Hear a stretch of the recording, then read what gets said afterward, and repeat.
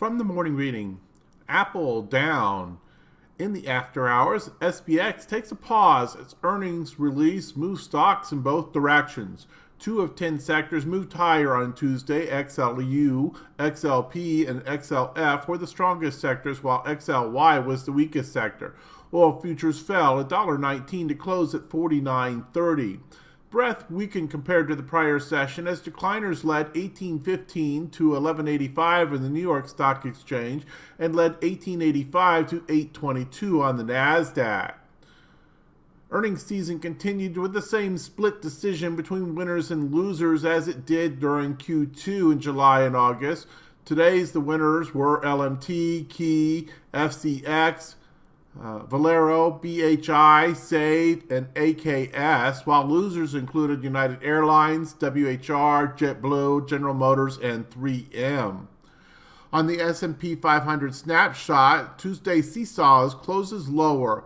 Today's S&P 500 started strong with a drop early in the day. The remainder of the day seesaw due to mixed earnings results, closing just above the intraday low.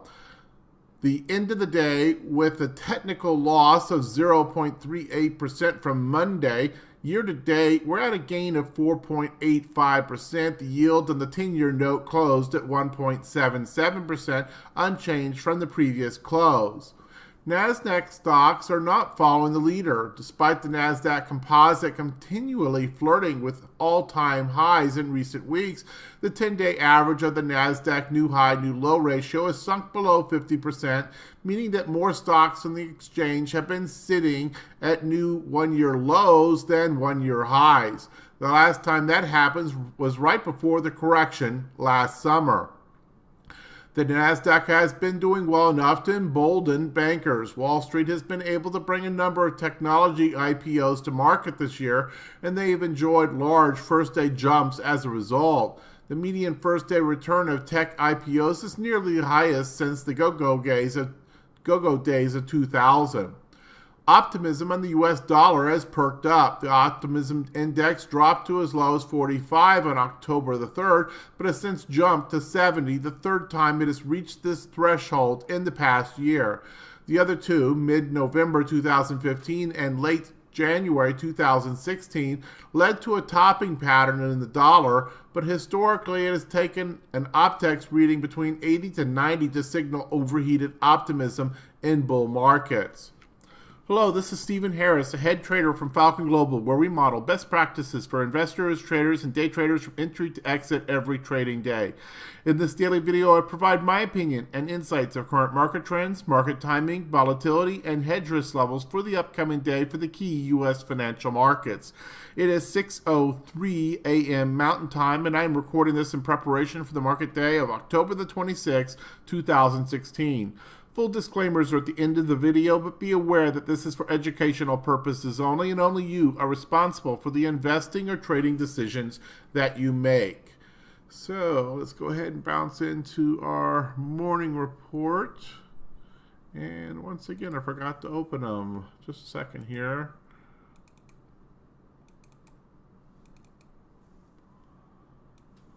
And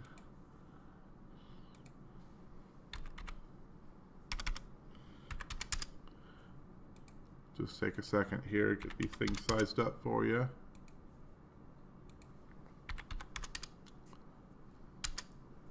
There we go.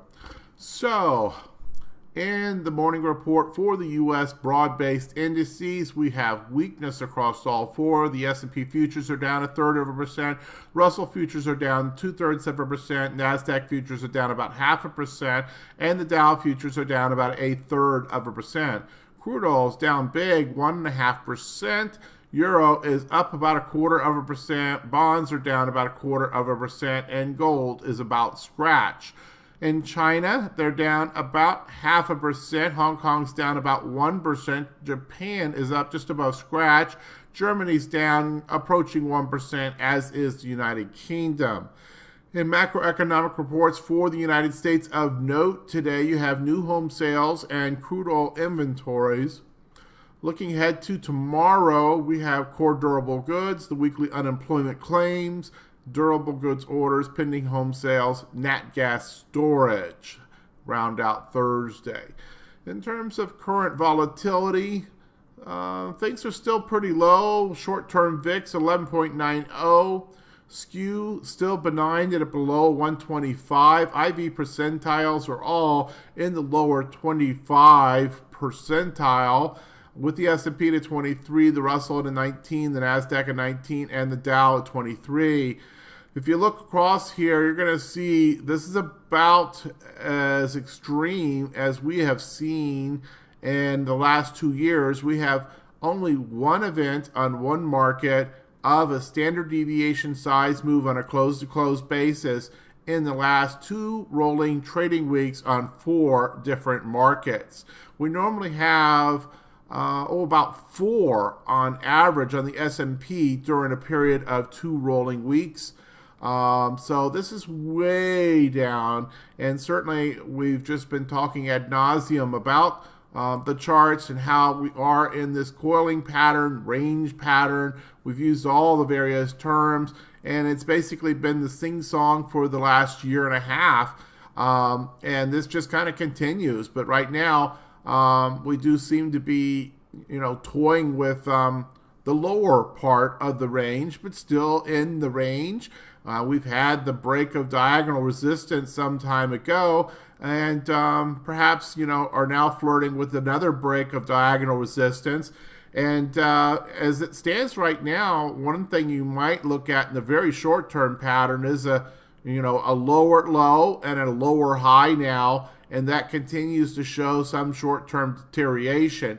Now, as to whether we this time break through the bottom of this support area at around 2100, it remains to be seen. The bulls so far, every time we've come down and threatened to break apart this market and break this range, have rallied in and been able to save the day.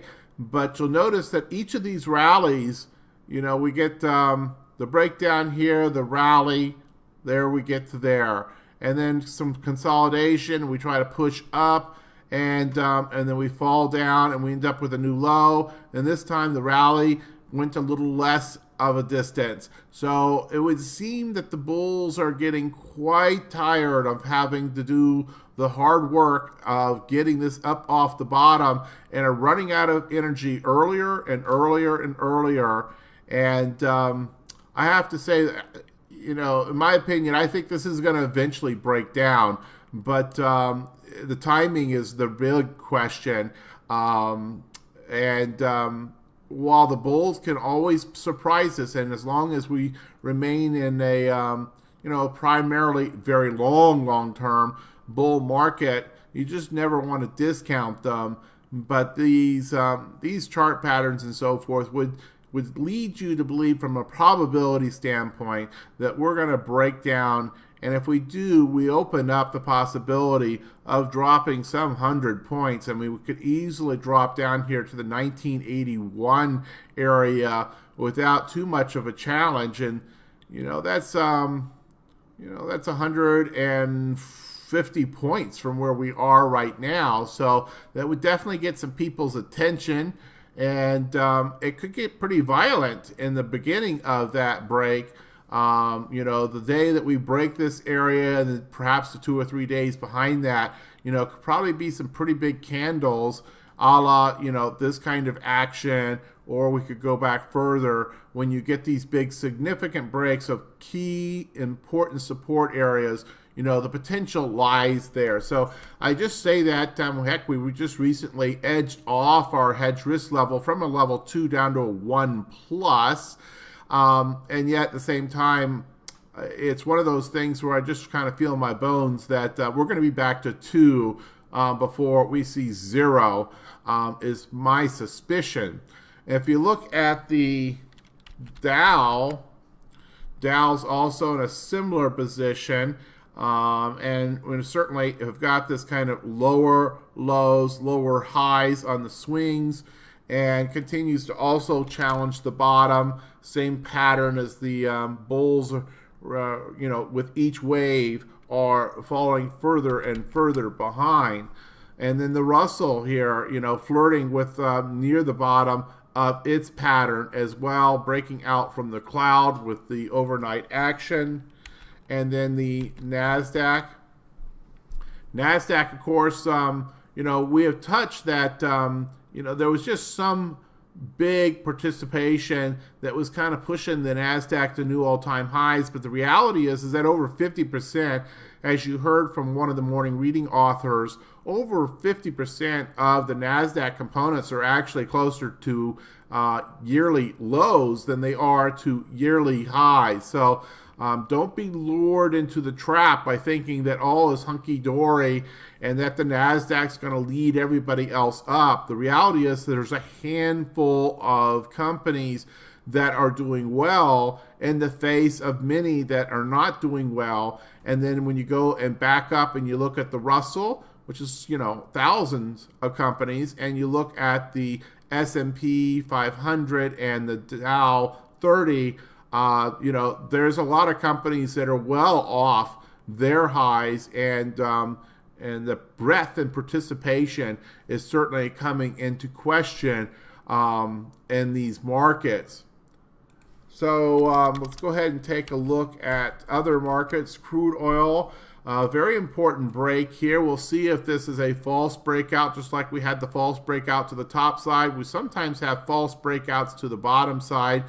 I'm thinking this may be setting up for something more serious, in that, this is a very bearish candle coming down to the bottom of the range, and now this would be seemingly so far today confirming that move and breaking down through the important prior resistance, now turns supposedly support, but that's being very much called into question. If that happens, then obviously crude could easily fall back down to as low as the 44s and kind of put this then to a sideways ranging pattern. Now, much of this, of course, is driven by the dollar. We don't always talk about the dollar, probably should, but the dollar, here's a classic reversal pattern.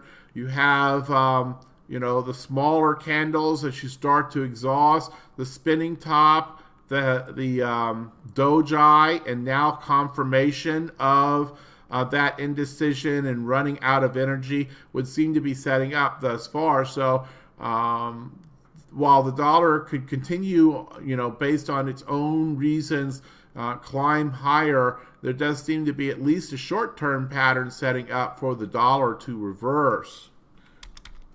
And then, let's see, gold. Gold seems to be still in a sideways pattern. Doesn't seem to be doing anything yet. Now, gold's been, of late, very much in a inverse pattern with the dollar.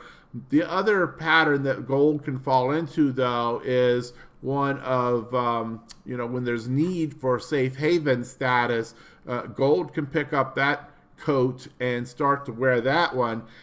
We've not needed safe haven status of late. You see the volatility is extremely low.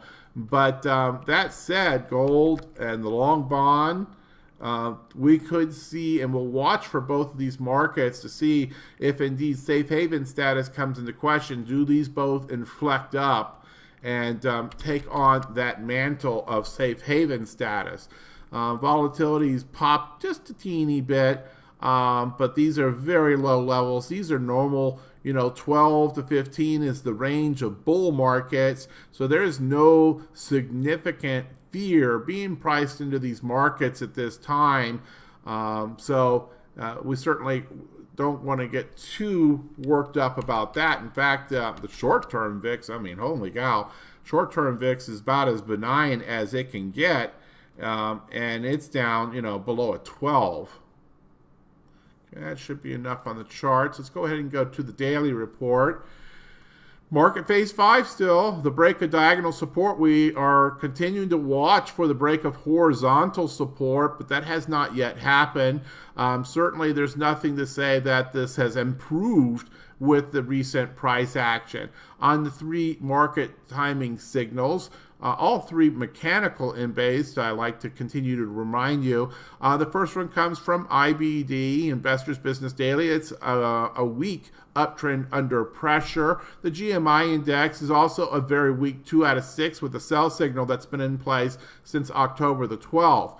And then the third signal comes from Stock Chart's Decision Point Scoreboard. And you see here, while we had the one kind of short-term green shoot, as it were, from the Dow in the short term, you can see everywhere else it is neutral to bearish in the short term, and certainly the consensus in the intermediate term is also neutral to bearish with very, very mixed long-term signals. So overall, the consensus on these three signals at this point, I would say, is neutral to bearish. It's really a very, very finely balanced market. We are starting to threaten that bottom side once more. If we get that break of the horizontal support on several of these key markets, we could see this go to downtrend and so forth on IBD and other things. Though right now, that has not yet happened. Position sizing opinion is 50% on the portfolio investor model, and the volatility active trader model is at 75%. The market posture in the intermediate term continues to be weak bull for the S&P, the Dow, and strong bull for the NASDAQ, though the Russell has deteriorated back to strong bear after having briefly shown up in the weak bull category. So these signals continue to kind of flip-flop. We've had a lot of direction changes, and that is also often typical of market action just prior to a correction. So I continue to be very, very cautious and conservative with indeed my initiation of new positions. And while the three models here, these are largely mechanical based models to come up with the basic outlines of these opinions, I try to remain as objective as possible. The VIX is certainly in the acceptable window to initiate new positions for novice traders. Just tell you to, my opinion would be to keep things, perhaps position sizing and so forth. If you are truly a novice trader, the amount of premium that you're getting right now versus the amount of risk that you're taking on with most option income strategies could get swallowed up if indeed we break that horizontal support. Now, often it's just when you are challenging, and indeed for many people when they put on, put credit spreads and so forth, is on down days. So just when things are kind of looking ugly and challenging is when, you get that little increased premium, and during bull markets, those just prove to be chances for bulls to buy on dips, and it becomes a routine pattern of how you initiate a position.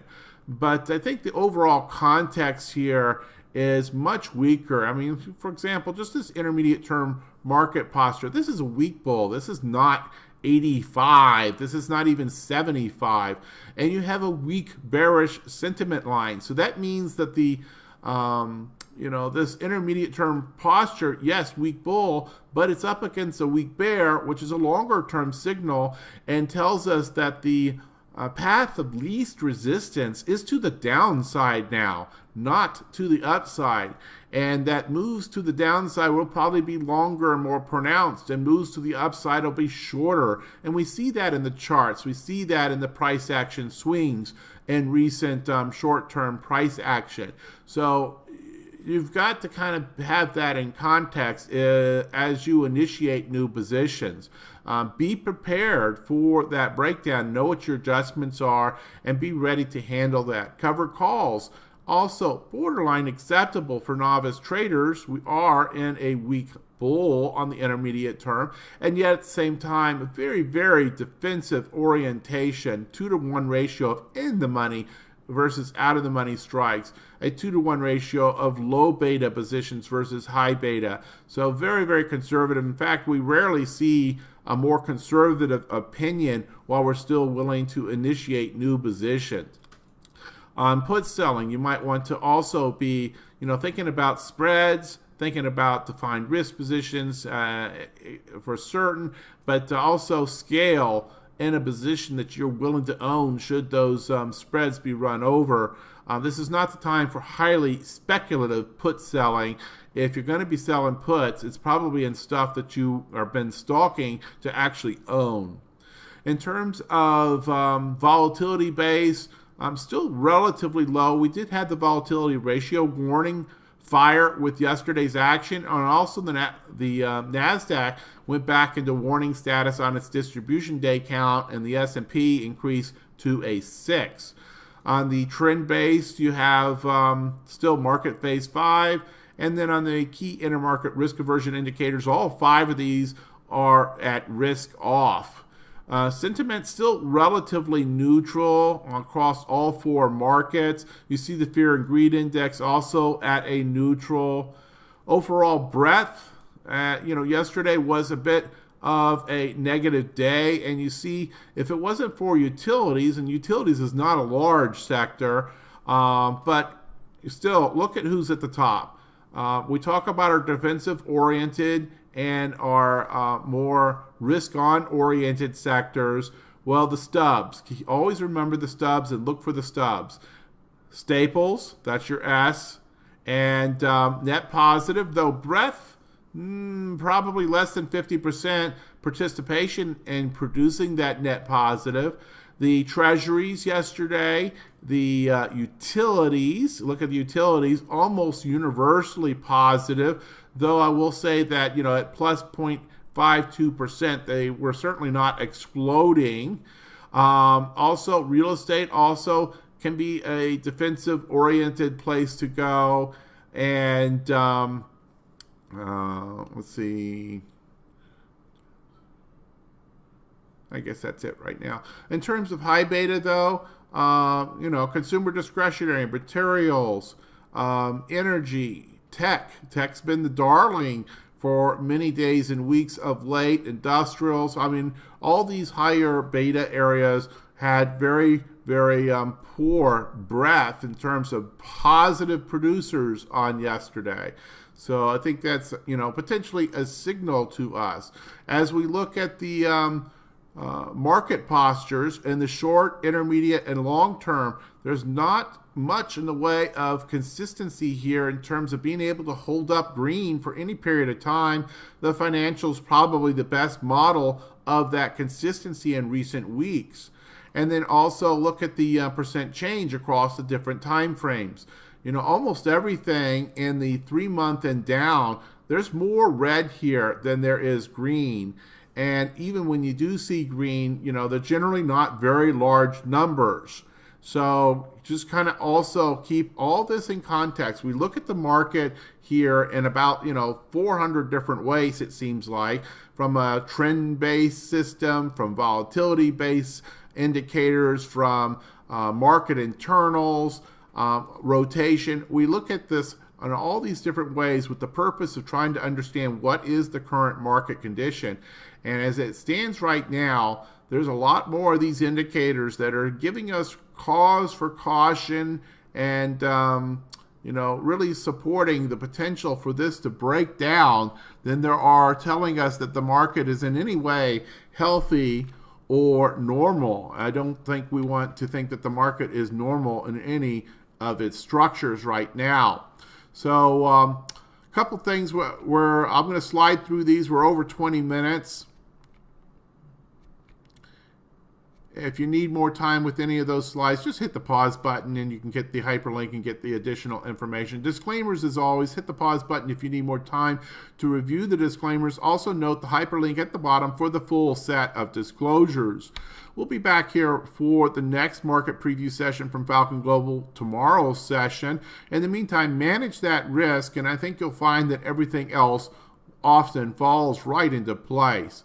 And each and every day, also go out there and seek to learn something.